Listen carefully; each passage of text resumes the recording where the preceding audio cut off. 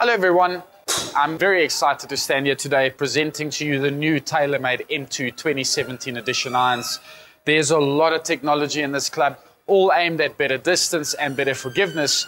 This iron would be best suited for your mid-handicap player. When I say mid-handicap, kind of your 10 to your 18 handicapper. You've still got the speed pocket technology running on the sole of the club there. What that allows is the face to actually flex during impact. So if you're hitting it towards the toe, the heel, where speed pocket's very, very effective is low on the face. So there, or even there, it does rebound very, very nicely. But it also flexes in a sense that way, helping you get the ball up in the air a little bit easier because of that. There's two more slots in there, the face slot technology. This further enhances what speed pocket does to the club face. So I was talking about by adding that, you have freely suspended the face. So you can imagine what's going to happen by adding those two slots. That face has even more room to flex, even more room for mishits to get more speed and give you more distance, giving you a bigger sweet spot. Now, a lot of weight in a golf club is situated in the hosel area, as you can well imagine. This is where the shaft comes in. There's quite a lot of metal sitting in the heel area.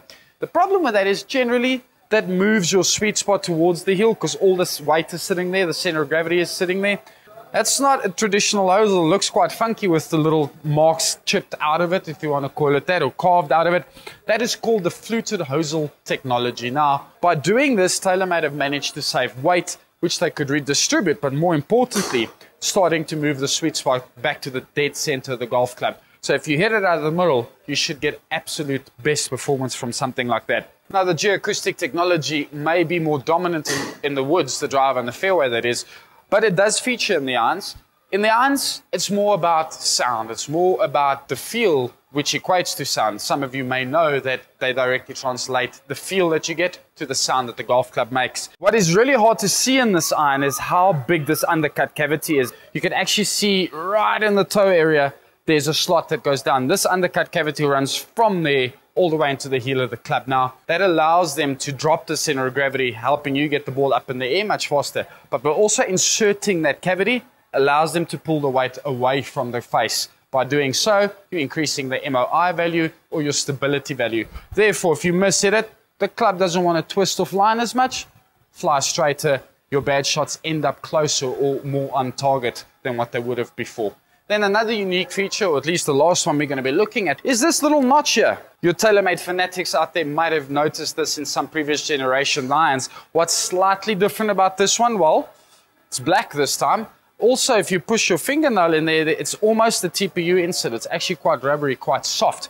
That is purely for lie angle purposes. As you may be aware, you buy a set of cast irons, you're generally limited in how much you can bend the irons before they actually get weak and start breaking.